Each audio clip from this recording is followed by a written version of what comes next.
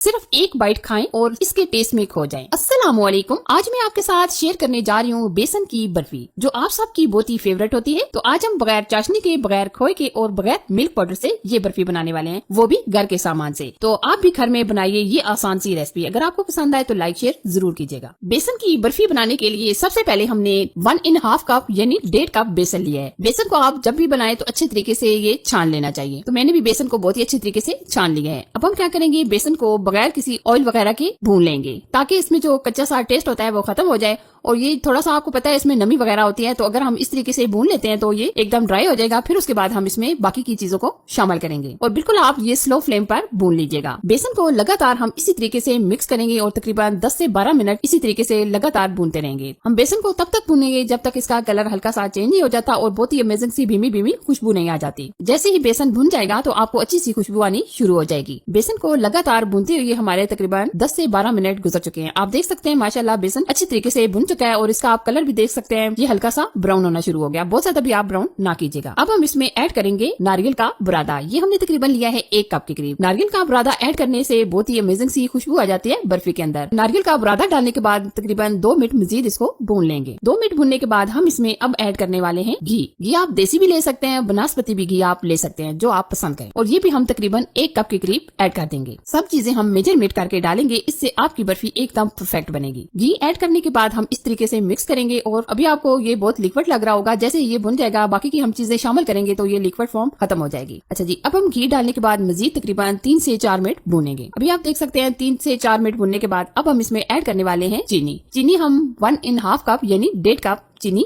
Add करेंगे, क्योंकि हमने इसमें बेसन भी 1.5 कप यूज किया है, तो इसलिए हम इसमें 1.5 कप पाउडर शुगर ऐड करेंगे। और चीनी आप अपने टेस्ट के मुताबिक कम या ज्यादा भी ऐड कर सकते हैं। चीनी ऐड करने के बाद हम इस तरह बराबर मिक्स करेंगे। ये बर्फी आप बनाकर सेफ भी कर सकते हैं। अभी आप देख सकते हैं हमने चीनी को बहुत ही अच्छी तरीके से मिक्स कर लिया है। और चीनी मिक्स करने के बाद हम इसमें आधा कप के करीब पीनट यानी मूंगफली ली थी, जो हमने इस तरीके से दरदरी सी ग्राइंड कर ली है। अगर आप पीनट यानी मूंगफली नहीं डालना चाहते तो आप स्किप भी कर सकते हैं, और अगर आप बादाम डालना चाहें तो आप बादाम भी डाल सकते हैं। ये तकरीबन हमने आधा कप यूज किया है। पीनट से बहुत ही अमेजिंग टेस्ट हो जाता है। वैसे भी आपको पता है सर्दियां आने वाली हैं, तो सर्दियों के मौसम में पीनट का इस्तेमाल बहुत ज्यादा किया जाता है। अगर हम बर्फी में डालकर खाते हैं तो इसका टेस्ट और भी जबरदस्त हो जाता है। अब हम इसमें ऐड करेंगे मिल्क। ये हमने पहले 1 कप मिल्क ऐड कर दिया है और अभी हम इसको मिक्स करेंगे। फिर उसके बाद हम मजीद 1 कप ऐड करेंगे। अभी आप देख सकते हैं दूध डालने के बाद इसने कितना प्यारा कलर देना शुरू कर दिया है। अब हम दूसरा कप भी शामिल कर देंगे। सर्दियों के मौसम में ये बर्फी बनाकर रख ले, रात दूध वगैरह के साथ या चाय के साथ खाएं तो यकीन माने आपको बहुत ही इससे फायदा मिलेगा। मेरी फैमिली ये बर्फी बहुत शौक से खाना पसंद करती है, क्योंकि इसका टेस्ट होता है जबरदस्त है। ये देखिए दूसरा कप भी हमने दूध का शामिल कर लिया है। अब हम इसको अच्छी तरीके से भूनेंगे। अगर आप यहाँ इस स्टेज पर इलायची पाउडर भी डालना चाहें तो डाल सकते हैं, लेकिन मैं इलायची पाउडर शामिल नहीं करूंगी। हम इसको तब तक पकाएंगे जब तक ये पैन को मुकम्मल छोड़ नहीं देती बर्फी। ये भी आप देख सकते हैं ये एक जगह इकट्ठा होना शुरू हो गया। अब हम क्या करेंगे, फ्लेम ऑफ कर देंगे और जिस बर्तन में हम इसको सेट करेंगे, ये हमने पहले बटर पेपर लगा दिया था, आप किसी भी बर्तन में इसको सेट कर सकते हैं। अब हम क्या करेंगे, स्पैचुला की मदद से इसको अच्छी तरीके से सेट कर लेंगे, क्योंकि शेप जब अच्छी आती है तो खाने और देखने को दिल करता है, तो इसलिए हम अच्छे तरीके से इसको ऊपर से सेट कर लेंगे।